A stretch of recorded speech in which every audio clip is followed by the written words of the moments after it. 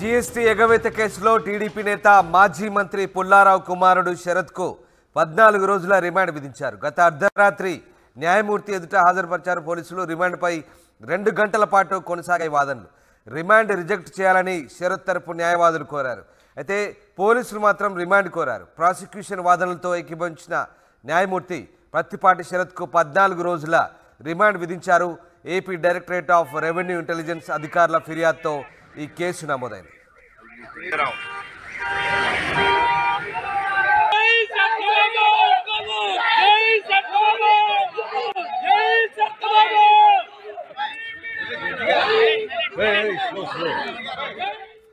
అంతకుముందు శరత్ను అరెస్టు చేశారు పోలీసులు. దీంతో విజయవాడలో హై టెన్షన్ నెలకొంది. పెద్ద ఎత్తున తెలుగుదేశం పార్టీ కార్యకర్తలు నేతలు భారీగా చేరుకొని విజయవాడ సిపి కార్యాలయం ఎదుట ఆందోళన నిర్వహించారు. దీంతో మరొక గంటలో ఆయన కోర్టులో హాజరుపరుస్తామంటూ సిపి హామీ ఇవ్వడంతో తెలుగుదేశం పార్టీ శ్రేణులు శాంతించాయి. ఇక రిమాండ్ విధించడంతో ఆయన విజయవాడ జైలుకు తరలించారు.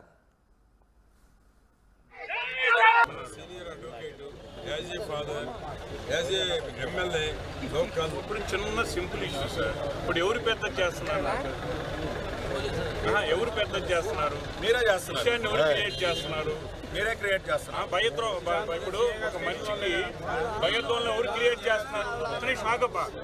ఒక మనిషి జీఎస్టీ ఎగవేత కేసులో మాజీ మంత్రి పుల్లారావు కుమారుడు శరత్కు 14 రోజుల రిమాండ్ విధించింది కోర్టు. గత అర్ధరాత్రి న్యాయమూర్తి ఎదుట పోలీసులు హాజరుపరిచారు. దీంతో రిమాండ్పై 2 గంటల పాటు వాదనలు కొనసాగాయి. చివరికి ప్రాసిక్యూషన్ వాదనలతో ఏకీభవించిన న్యాయమూర్తి ప్రత్తిపాటి శరత్కు 14 రోజుల రిమాండ్ విధించారు. AP directorate of revenue intelligence అధికారుల ఫిర్యాదుతో ఈ కేసు నమోదైంది. సురేంద్ర లైవ్లో జాయిన్ అవుతున్నారు. సురేంద్ర, ప్రత్తిపాటి శరత్కు 14 రోజుల రిమాండ్ విధించారు న్యాయమూర్తి. దీనికి సంబంధించి పూర్తి అప్డేట్స్ ఏంటి? రామదాస్, పూర్తిగా ప్రత్తిపాటి పుల్లారావు కుమారుడికి సంబంధించి శరత్ అవెక్సా కంపెనీలో ఆయన డైరెక్టర్ గా ఉన్నారని, ఆ టైంలో పనులు చేయకుండానే ప్రభుత్వం నుంచి జిఎస్టీ రిటర్న్స్ వెనక్కి తీసుకున్నారంటూ ఏపీ ఇంటెలిజెన్సీ డైరెక్టర్ అక్కడ కేసు నమోదు చేశారు మాచవరం పోలీసులు. దీంతో గత రోజు తెల్లవారుజామున 4 గంటలకి శంషాబాద్ ఎయిర్పోర్ట్ లో ఆయన అరెస్ట్ చేశారు. అరెస్ట్ చేసి నేరుగా విజయవాడ అయితే తీసుకొచ్చారు. విజయవాడ తీసుకొచ్చి విచారణ అయితే చేపట్టారు. ఒక్కసారిగా టీడీపీ శ్రేణులంతా కూడా షాక్ తిన్నారనే చెప్పొచ్చు. ప్రత్తిపాటి పుల్లారావు కొడుకు అరెస్ట్ తోటి వెంటనే ప్రత్తిపాటి పుల్లారావు అక్కడి నుంచి విజయవాడ బయలుదేరి వచ్చాడు. ఇక్కడ తన కుమారుని చూపించాలంటే 14 గంటల పాటు అరెస్ట్ చేసిన తర్వాత ఎందుకు చూపించట్లేదు, ఎక్కడ పెట్టారు చెప్పాలంటూ ప్రత్తిపాటి పుల్లారావు అయితే డిమాండ్ చేశారు. అవెక్సా కంపెనీలో ప్రత్తిపాటి పుల్లారావు కొడుకుకి ఎటువంటి సంబంధం లేదు, తను డైరెక్ట్ గా లేడు, కనీసం షేర్ హోల్డర్ గా కూడా లేడని చెప్పి చెప్తున్న పరిస్థితి. అయితే అవెక్సా కంపెనీలో డైరెక్టర్ గా ప్రత్తిపాటి పుల్లారావుతో పాటు ప్రత్తిపాటి పుల్లారావు కుమారుడు శరత్ తో పాటు ఆయన భార్య, అదేవిధంగా బామ్మర్ది, దాంతో పాటు ఇంకొక 5గురు మీద ఈ కేసు అయితే నమోదైంది. పూర్తిగా మాచవరం పోలీస్ స్టేషన్ లో ఏపీ డైరెక్టరేట్ సంబంధించిన అంటే రెవెన్యూ డైరెక్టరేట్ సంబంధించిన వాళ్ళు కంప్లైంట్ చేసిన నేపథ్యంలో ఈ అరెస్టులు అయితే కొనసాగాయని చెప్పొచ్చు. దాదాపు 8 సెక్షన్స్ తో వీళ్ళ మీద అయితే కేసు నమోదు చేశారు. నిన్న పూర్తిగా విచారణ చేసిన తర్వాత అర్ధరాత్రి సమయంలో విజయవాడకు సంబంధించిన న్యాయమూర్తి ముందు, మాచవరంకి సంబంధించిన కోర్టు న్యాయమూర్తి ముందు ఆయన హాజరుపరిచారు. దాదాపు 2 గంటల పాటు సుదీర్ఘ వాదనలు అయితే జరిగాయి. ఇటు ప్రత్తిపాటి పుల్లారావు తరపున న్యాయవాదులు వాదించారు. అదేవిధంగా ప్రాసిక్యూషన్ సంబంధించిన న్యాయవాదులు కూడా దీని మీద వాదించారు. దాదాపు 2 గంటల సుదీర్ఘ వాదన జరిగిన తర్వాత న్యాయమూర్తి ప్రాసిక్యూషన్ వాదనతో అయితే ఏకీభవించారు. 14 రోజులు రిమాండ్ అయితే విధించారు. దీంతో షరతును విజయవాడ కోర్టుకి అయితే తరలించిన పరిస్థితి. అయితే దీనికి ముందు పెద్ద హైడ్రామా అనే విజయవాడలో నడిచిందని చెప్పొచ్చు. ప్రతిపాటి షరతును చూపించాలంటూ పుల్లారావుతో పాటు తెలుగుదేశం నేతలంతా కూడా విజయవాడ చేరుకున్నారు.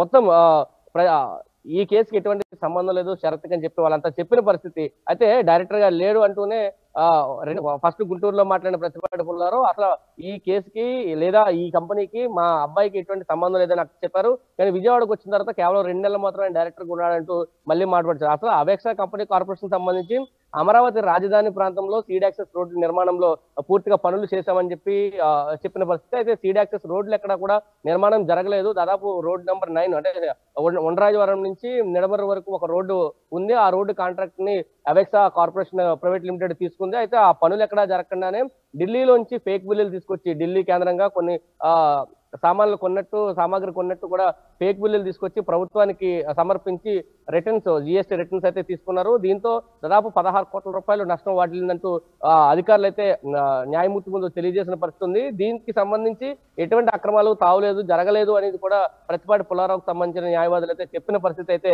కనిపించింది. అయితే ప్రాసిక్యూషన్ వాదనతోటి ఏకీభవించిన న్యాయమూర్తి 14 రోజులు రిమాండ్ విధించిన పరిస్థితి. అయితే ఇదే సందర్భంలో సురేంద్ర అయితే గతంలో సిఐడిని అడ్డుపెట్టుకొని తమ నాయకుల్ని వేధించారు. ఇప్పుడు తాజాగా డిఆర్ఐని అడ్డుపెట్టుకొని మళ్ళీ ఇలాంటి కేసులు నమోదు చేస్తున్నారంటూ ఎన్నికల సమయంలో ఇదంతా కూడా రాజకీయ కుట్రకోణం దాగుందంటూ తెలుగుదేశం పార్టీ శ్రేణులు ఆరోపిస్తున్న పరిస్థితి. మరి ఎలాంటి ఆర్గ్యుమెంట్స్ జరిగాయి న్యాయమూర్తి ముందు దీనికి సంబంధించి ఎట్లాంటి ఆర్గ్యుమెంట్స్ జరిగాయి, ఆయన ఈ నిర్ణయం తీసుకోవడానికి ఎలాంటి కారణాలు దోహదపడ్డాయి? అంటే పూర్తిగా ప్రతిపాటి పుల్లారావు విజయవాడలో ప్రెస్ మీట్ పెట్టినప్పుడు ఆ పార్టీకి సంబంధించిన నేతలు కూడా మాట్లాడారు. ఎప్పుడైతే మొదటి లిస్టు టీడీపీకి సంబంధించిన లిస్టు విడుదల చేశారో అదే రోజు ఈ కేసుకు సంబంధించిన ఎఫ్ఐఆర్ నమోదైంది. అప్పుడే శరత్ పేరుని ఇంక్లూడ్ చేశారంటూ వాళ్ళు చెప్తున్న పరిస్థితి. అంటే చిలకలూరుపేటలో ప్రతిపాటి పుల్లారావు నిలబడితే అటు వైసీపీ నేతలు ఓడిపోతారనే ఒక భయం వైసీపీకి పట్టుకుంది. కాబట్టి ప్రతిపాటి పుల్లారావుని ఏమీ చేయలేక రాజకీయ కోణంగా ప్రతిపాటి పుల్లారావు కొడుకు శరత్ని అరెస్ట్ చేశారని చెప్పి వాళ్ళంతా చెప్తున్న పరిస్థితి కనిపిస్తుంది. మరొక పక్క కోర్టులో వాదనలు కూడా దాదాపు 2 గంటల పాటు కోర్టులో వాదనలు అయితే కొనసాగేది. పూర్తిగా రాజకీయ కక్ష అంటూ ప్రతిపాటి పుల్లారావుకు సంబంధించిన న్యాయవాది పూర్తిగా చెప్పిన పరిస్థితి. అయితే దీంట్లో రాజకీయ కుట్ర ఏమీ లేదు. ఇది జిఎస్టీ ఎగవేతకు సంబంధించి ఒక కంప్లైంట్ వచ్చింది కాబట్టి కంప్లైంట్ మీద విచారణ చేశాము. దాంట్లో షరతును కూడా దాదాపు విచారించాము, అందుకని అరెస్ట్ చేశాము. పూర్తిగా 16 కోట్ల వరకు నష్టం వాటిల్లింది. ఢిల్లీ నుంచి అక్రమంగా లేబుల్ తీసుకురావడం, ఆ బిల్లుని సబ్మిట్ చేయడం ద్వారా ఏ పనులు జరగకుండానే జిఎస్టీ రిటర్న్స్ తీసుకున్నారు. ఇది పూర్తిగా ప్రభుత్వాన్ని మోసం చేయడం అంటూ అధికారులు చెప్పిన పరిస్థితి అయితే కొనసాగింది. దీంతో న్యాయమూర్తి కూడా ప్రాసిక్యూషన్ సంబంధించిన వాదనతో దాదాపు 2 గంటలు జరిగిన వాదనలో న్యాయమూర్తి కూడా ప్రాసిక్యూషన్ వాదనతో ఏకీభవించి 14 రోజులు రిమాండ్ అయితే వేసిన పరిస్థితి కనిపించింది. అయితే దీనికి ముందు సిపి కార్యాలయం ముట్టడికి కూడా టీడీపీ నేతలు వెళ్లారు. ప్రతిపాటి పుల్లారావు గాని, లేకపోతే పట్టాభి గాని, లేదా గద్దె రామ్మోహన్ రావు గాని, పిల్లి మాణిక్యాలరావు వీళ్ళందరితో పాటు ఒక 150-100 మంది వరకు టీడీపీ కార్యకర్తలంతా సిపి కార్యాలయం ముట్టడికి వెళ్లారు. మా అబ్బాయిని చూపించాలంటే అక్కడ ఆందోళన చేసిన పరిస్థితి. రాత్రి న్యాయమూర్తి ముందు హాజరుపరిచినప్పుడు కూడా దాదాపు టీడీపీ నేతలంతా ఆలపాటి రాజా గాని, దేవినేని ఉమ్మ గాని, ఇతర నేతలంతా కూడా ప్రతిపాటి పుల్లారావుకి సపోర్ట్ గా వచ్చిన పరిస్థితి. ఈ రోజు రాష్ట్ర వ్యాప్తంగా టీడీపీ ఆందోళనకు పిలిపిస్తున్నామని చెప్పారంటే అక్రమ అరెస్టులు చంద్రబాబు నాయుడుతో మొదలుకొని అయ్యన్న పాత్రుడు, అచ్చెన్నాయుడు, ఈ మేజర్ లీడర్స్ ఎవరైతే ఉన్నారో అందరినీ కూడా అరెస్టులు చేసి భయపెట్టాలని, టీడీపీ క్యాడర్ను భయపెట్టాలని జగన్మోహన్ రెడ్డి చూస్తున్నాడు. ఎన్నికల సమయంలో ఓటమిని తట్టుకోలేక ఇటువంటి కార్యక్రమాలకు పాల్పడుతున్నారంటూ కూడా వాళ్ళంతా ఆరోపిస్తున్నారు. ఎట్టి పరిస్థితుల్లో న్యాయమే గెలుస్తుంది, న్యాయస్థానంలో మేము తేల్చుకుంటామంటూ కూడా ప్రతిపాటి పుల్లారావు అయితే చెప్పాడు. కొడుకుని ధైర్యంగా ఉండమన్నాడు. అంటే అరెస్ట్ చేసిన తర్వాత తెల్లవారు 4 గంటలకు అరెస్ట్ చేస్తే నిన్న రాత్రి 12 గంటల సమయంలో న్యాయమూర్తి ముందు హాజరుపరిచేటప్పుడు ప్రతిపాటి పుల్లారావు షరత్తో మాట్లాడాడు. కొంత భావోద్వేగానికి లోనయ్యాడు.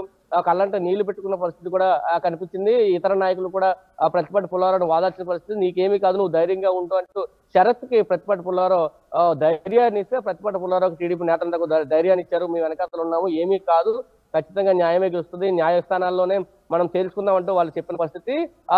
రిమాండ్ కి 14 రోజుల రిమాండ్ కి ప్రస్తుతం షరత్ని పంపించారు. విజయవాడ సబ్ జైలుకి షరత్ ప్రస్తుతం సబ్ జైల్లో ఈ రోజు ఉన్నాడని చెప్పాలి. Thanks for the update Surendra. ఇది మొత్తం మీద జిఎస్టీ ఎగవేత కేసులో మాజీ మంత్రి పుల్లారావు కుమారుడు శరత్కు 14 రోజుల రిమాండ్ విధించింది కోర్టు. గత అర్ధరాత్రి న్యాయమూర్తి ఎదుట పోలీసులు హాజరుపరిచారు. రిమాండ్పై 2 గంటల పాటు వాదనలు కొనసాగాయి. అయితే చివరికి ప్రాసిక్యూషన్ వాదనలతో న్యాయమూర్తి ఏకీభవించారు. శరత్కు 14 రోజుల రిమాండ్ విధించారు. AP directorate of revenue intelligence అధికారుల ఫిర్యాదుతో ఈ కేసు నమోదైంది. రిమాండ్ విధించడంతో ఆయన విజయవాడ జైలుకు తరలించారు.